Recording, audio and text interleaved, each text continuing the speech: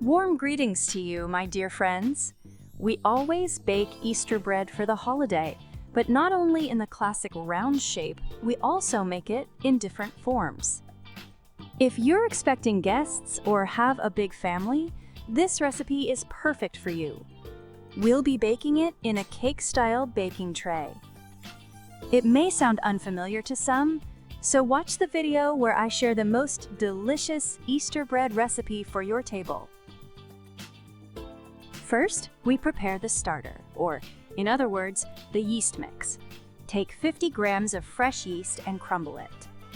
Add 3 tablespoons of sugar from the total amount and mix slightly. The interaction between sugar and yeast helps them dissolve faster, turning into a smooth mixture without lumps. This step activates the yeast and ensures that the dough will rise quickly and properly later on. Next, add 4 tablespoons of sifted flour from the total amount. Mix it lightly. Then pour in 500 milliliters of warm milk at 36 to 38 degrees Celsius. The milk should be boiled and cooled to this temperature. Also, keep in mind that your mixing bowl might cool the milk a bit, so take that into account ahead of time. Mix everything thoroughly to combine the yeast, sugar, and flour well. You can use a spoon or a whisk. Cover the starter with a towel and let it sit for 10 minutes. It should rise into a dome shape. While the yeast is activating, we'll prepare the raisins. Take 50 grams of dark and 50 grams of light raisins. 100 grams is just the right amount for this recipe. You can adjust the quantity if you wish.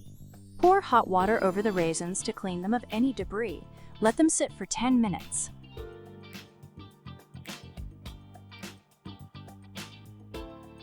Now take 4 egg yolks and add them to the remaining sugar. If you use farm eggs, your Easter bread will have a lovely golden color.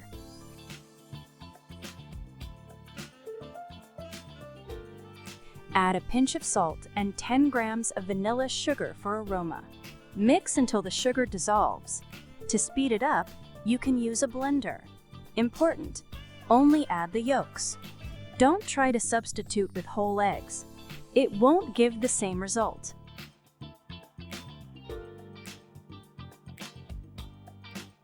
While we've been handling the small tasks, the starter is now ready, beautifully risen, soft, and airy. The yeast has done its job.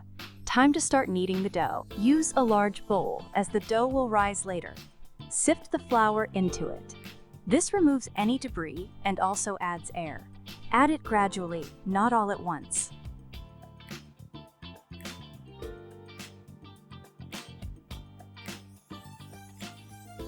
Pour the starter into the flour. The freshness and quality of the yeast play a big role in rich dough like this, so always check that when buying. Also, add the yolk and sugar mix.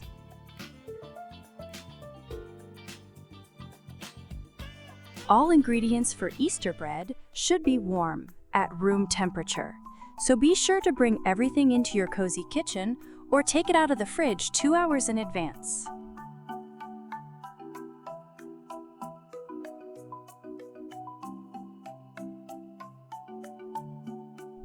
We don't knead the dough with hands just yet. We drain the raisins from the water. They've already softened and cleaned up. Place them on a towel to dry. They need to dry well. And while we knead the dough, that will happen. We truly love Easter bread with raisins. It's a flavor you remember since childhood. If you like, you can also add other dried fruits or grated lemon or orange zest, or skip them altogether. Back to the dough. We keep kneading it. Gradually add and work in the flour. The total is 1 kilogram, but it depends on the flour itself, so you may need 30 to 50 grams more or less. Now it's time to knead by hand. The dough shouldn't be too dense, so don't rush to add all the flour. The longer you knead, the thicker it gets. Even after full kneading, the dough should stay soft and slightly sticky.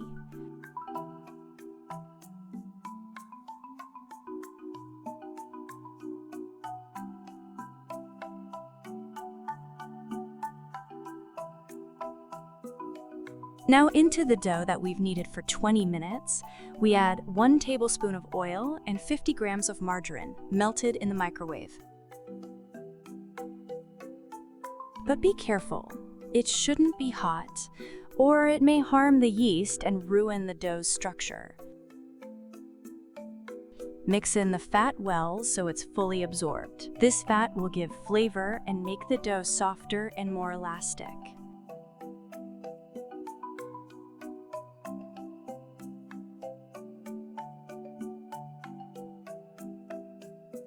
We also add 2 tablespoons of sour cream. It's another fat that makes the dough more tender and stretchy. After baking, the Easter bread will be moist, stay fresh longer, and not dry out. Mix well until the sour cream is fully incorporated.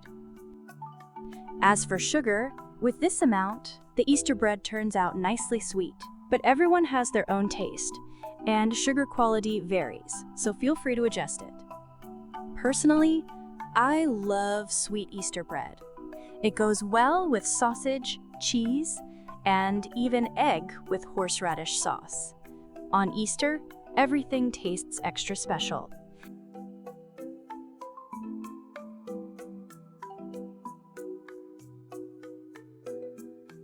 We transfer the washed and dried raisins into a bowl and sprinkle them with a bit of flour. This helps them spread evenly in the dough and keeps them from sinking to the bottom later. Add the raisins into the dough and knead for another 5 minutes to distribute them well, since the dough is already well kneaded. Remember, the dough shouldn't be too dense. Too much flour will make it less tasty. It's better to knead longer for a better result. This dough loves warmth, so work in the warmest room so it can rise and mature properly. Let the dough rest for 1 hour in a warm place to rise. Cover it with a towel, but rising is more important than the time. If nothing happens in an hour, let it rest longer until it grows. The dough has risen nicely, it's grown several times in volume. Punch it down to remove excess air and create a smooth texture. It's soft, pleasant, and smells amazing. At this stage, it's ready for shaping into loaves and the final proof before baking. Grease your hands with oil. This way, the dough won't stick at all. Divide it into 2 parts. I get about 1 kilogram per part. Gently shape the dough in your hands. This will help avoid large air bubbles and ensure even rising during baking. We bake our Easter bread in cake pans, or as we call them, pliatsky pans. Grease the pans with lard or oil so the dough doesn't stick. Spread the dough evenly across the bottom. The pan should be filled only 1/3 of the way. If any raisins are visible on top, tuck them into the dough. But for this type of loaf, it's not strictly necessary like it is with round Easter bread. Cover the shaped loaves with a towel and let them rise again for 20 minutes in a warm place.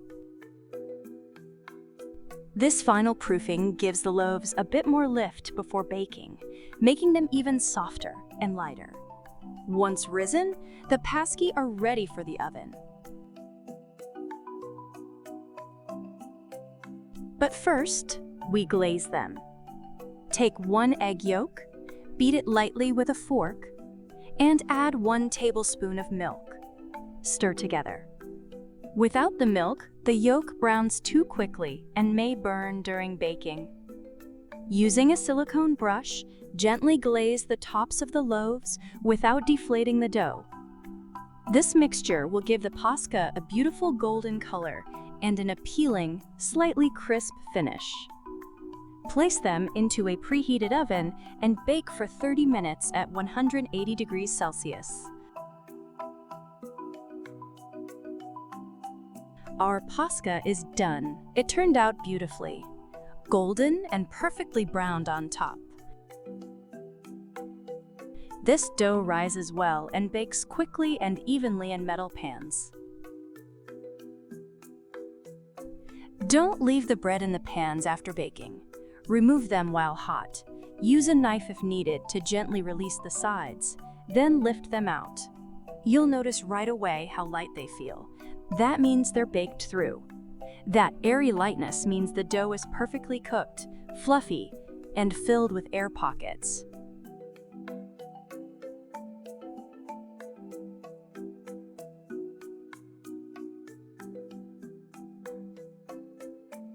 If you're baking this bread for the first time, you can test for doneness with a wooden skewer. Insert it into the center. If it comes out dry, the Paska is ready. Even though it's still hot, we'll slice it so you can see for yourself. The inside is amazing. Delicate texture, fluffy yet moist. The strands pull apart beautifully. But don't eat it while hot. Let it cool completely under a towel. Once cooled, the Paska is ready to be sliced. When you have a big family, baking a loaf like this is very convenient, especially when all the round pans are already in use. It's also easy to serve at the table. We always bake 2 batches, one in small round molds and the other in large rectangular ones like this. This Paska is simply perfect. You can smell the vanilla sugar, raisins, and sour cream. And the taste, it's so well balanced. We've already eaten half. This is the ideal Easter bread recipe, one that works for any home baker. Since we only bake Paska once a year, it's easy to forget the little details, and they always catch you by surprise. Every Paska recipe is special and beloved in its own way. So bake, taste, and experiment. The aroma of freshly baked Paska will fill your home with warmth and holiday spirit.